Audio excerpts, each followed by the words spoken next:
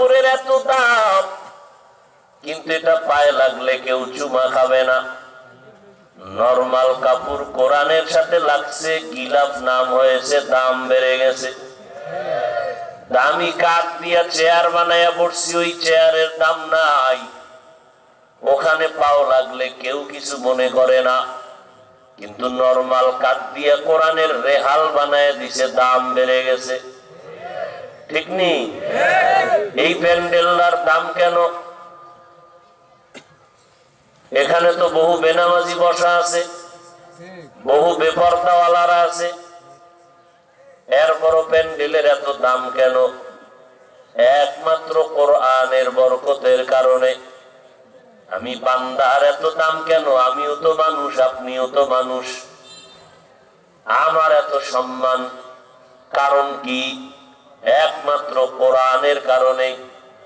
ঠিক নেই? আপনিও মানুষ, আমিও মানুষ,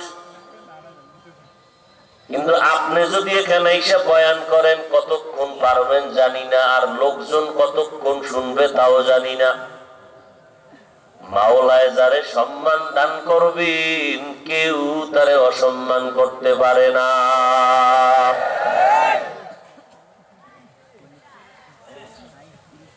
আল্লাহ তাআলা মানুষকে সর্বোৎকৃষ্ট সম্মানের চেয়ার দান করেছেন।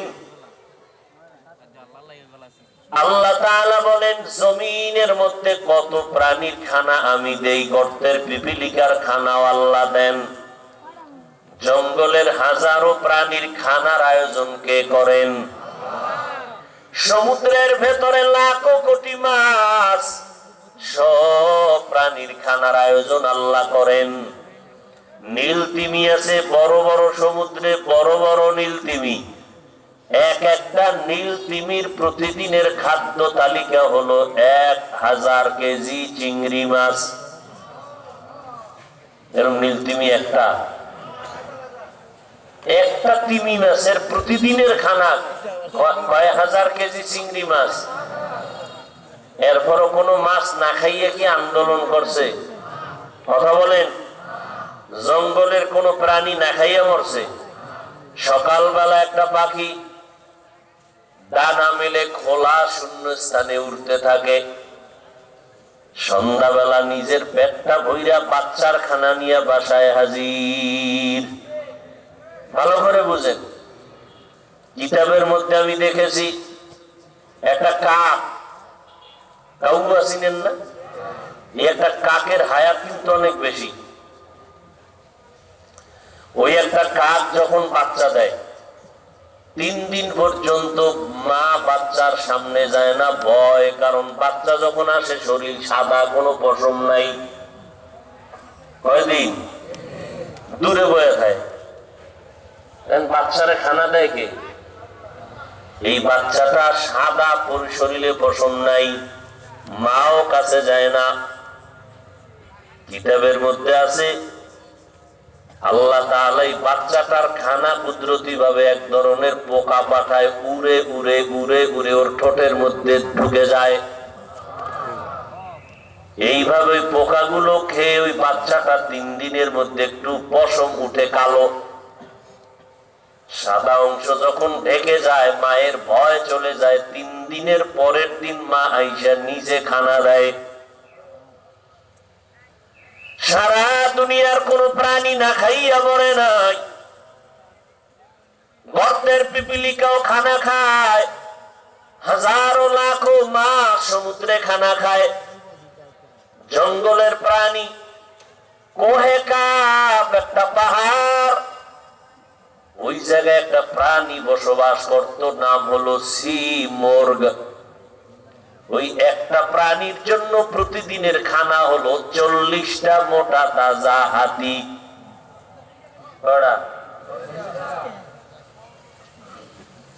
এবার বুঝেন, মাছ, গা, এই জঙ্গলের প্রাণী, যত প্রাণী আছে, এরা শ্রেষ্ঠ না আমরা শ্রেষ্ঠ? ওরা না খাইয়া মরে না, আমরা না খাইয়া কষ্ট পাই কেন?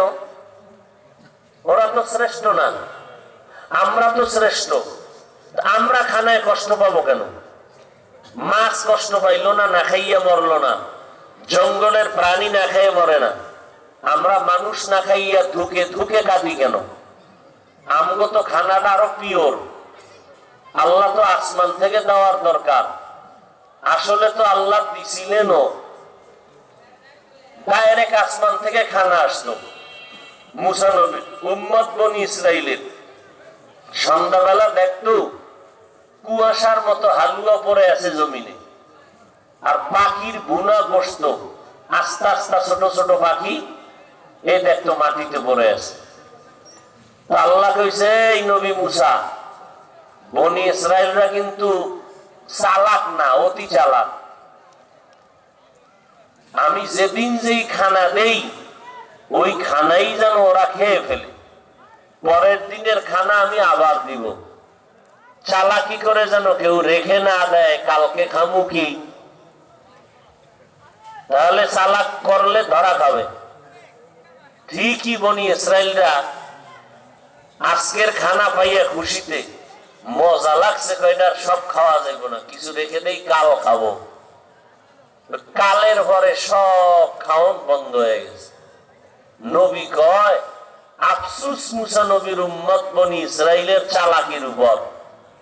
আমি হইলাম শ্রেষ্ঠ নবী, আমার উম্মতরা আরো আগে পাবে। চালাকি করে বনি ইসরাইলদের কারণে ওরাও পাইল না, আমার উম্মতও পাইল না। যদি চালাকি ওরা না করত, কিয়ামত পর্যন্ত বিছানায় শুয়া শুয়া আসমানের ডাইরেক্ট খানা খাইতো আমার উম্মতেরা।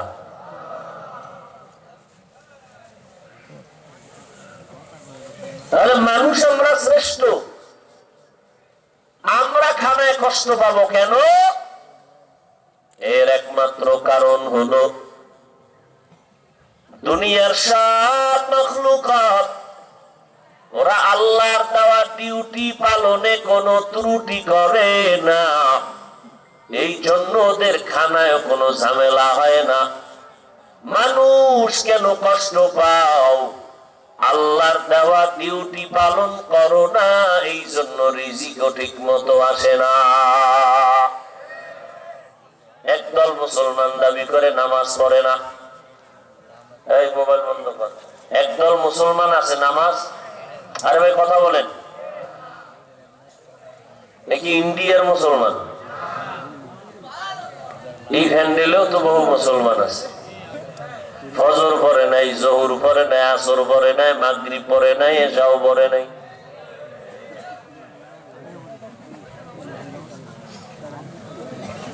আবার একদল মুসলমান আছে নামাজ পড়ে, মিথ্যা কথা ছাড়ে না। গরিবের হক নষ্ট করতে না পারলে মন ভালো লাগে না, অন্যের হক নষ্ট করার জন্য পাগল, সুদ ঘুষের সাথে জড়িত। মুসলমান হইয়া কেন নামাজ পড়ে না? নামাজি বান্দা কেন গুনাহ ছাড়ে না?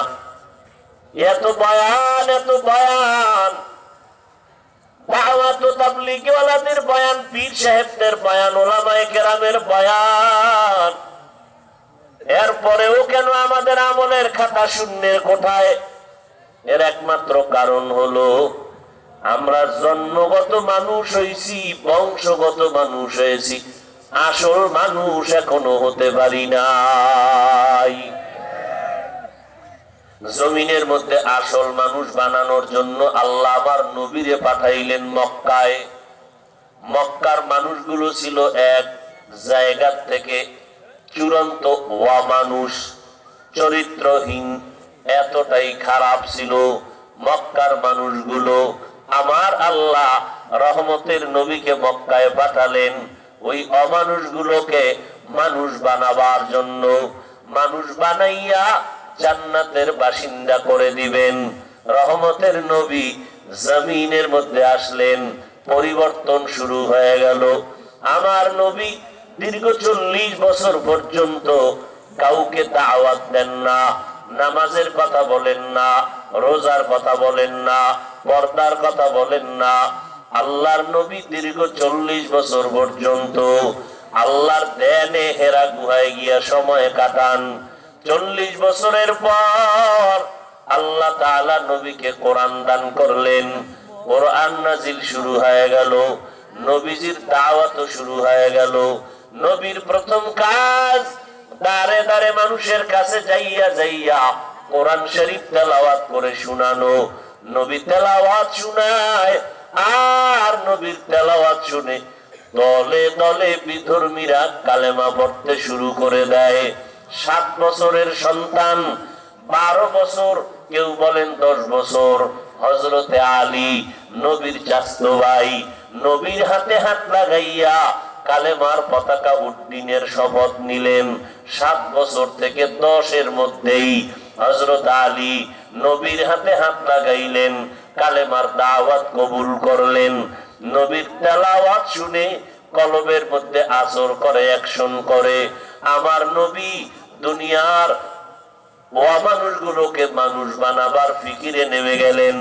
আল্লাহর নবীর আদর্শ পাইয়া মক্কার মানুষ এমন ভাবে মানুষ হয়ে গেল, স্বর্ণের মানুষে পরিণত হলো।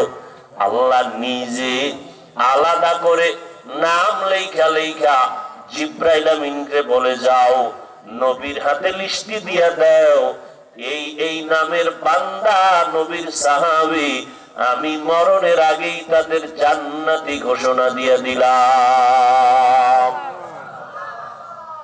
কয়জন?